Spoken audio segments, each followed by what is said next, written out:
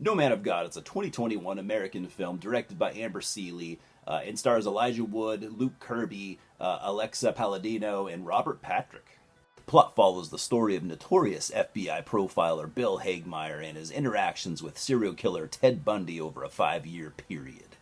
I had actually been wanting to see this movie for a good while, the last couple years since it got on my radar, I guess.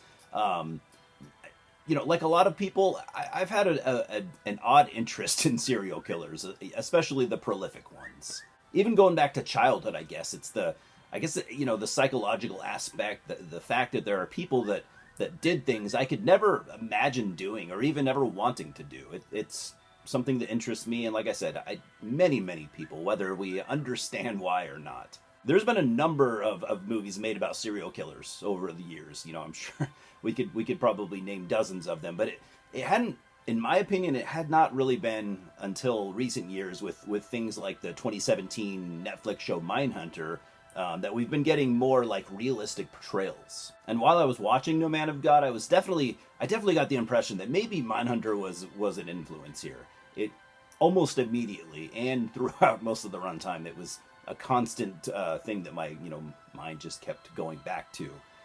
So Elijah Wood plays Bill Hagmaier, an FBI agent and a pioneer in his field, a family man who really just wanted to be a counselor for kids, but was talked into joining the FBI due to his intellect, and the rest is history. Elijah Wood is a good actor. I've always liked him, but at times I feel like his performances are kind of interchangeable, as solid as they are. Not unlike an actor like Ryan Reynolds and many other Hollywood A-listers. And here his performance doesn't so much break away from many other characters that he's played. The real star here is Luke Kirby and his portrayal of Ted Bundy. Let me tell you, when he was on screen, which is a pretty good portion of the runtime, I just couldn't take my eyes off the dude. And I didn't really know much about Luke Kirby. I guess he won an Emmy for playing Lenny Bruce, which is really impressive. I should check out that film. And I guess I would personally know him from Halloween Resurrection. Not that I remember his character, but if I ever go back to rewatching that movie, I guess I'll pay closer attention. He's just, I guess, one of those consistent, working actors. And I do hope he gets more roles like this, more opportunities to actually shine, because, he kind of makes Elijah Wood look mediocre here. There isn't really a ton else I can say about this movie, since 90% of it really takes place, with Bill and Ted. Ted. I didn't mean to say that. Kind of cool. Basically just talking to each other just as humans, getting to know each other. FBI profiling was fairly new at the time. And Bill's take was that you have to slowly, learn about people before you figure out the way that they think and operate.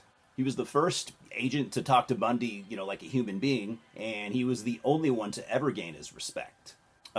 Ted Bundy had a notorious hatred for FBI agents, just because he could see right through them. Like, he could see that all the ones that he had talked to previously, they just wanted to further their career by cracking him or, breaking Ted Bundy or whatever. He could just see right through it. And Ted Bundy was an educated man. He had 2 degrees. He was smarter than probably any of the FBI agents he'd ever talked to. And even Bill Hagmaier in this movie says, "You have 2 degrees, I have 1. You're more educated than I am. I understand that. I'm not trying to outsmart you." There's some great dialogue here. I mean, they've kind of become friends. And, Bundy did what he could to help Bill, because all he wanted to do was, just learn how to prevent lives being taken by other killers in the future. So, sure, he struggled with his relationship with Bundy, but we all, after all, we are only human. So if you want a movie, focusing solely on Bundy's murders or, recreating the murders, stuff like that, this isn't it. Although you do see some real photos, some real crime scene photos, and the script is based or taken directly from Bill's real life, many interactions with Ted. So a lot of the dialogue and stuff, most of the dialogue is actually, taken directly from those transcripts. So yeah, you get a lot of accuracy here. So I'm giving No Man of God an 8 out of 10, man. Mostly for the script and Luke Kirby's amazing portrayal of Ted Bundy. I mean, if you've spent any amount of time, researching Bundy, it's something that you just have to see. He just got the facial expressions down, the mannerisms. He truly transforms himself here. It's crazy good. I just don't have much criticism here, I don't think. All of the performances here were really good. It's a slow-moving film for the first few acts, so, it won't be for everybody, but it was never going to be for everybody anyways. It does feel like a long episode of Mindhunter, so if you love that show, you'll love this too. Cheers, guys, and I'll see you at the multiplex. Subscribe right now, please.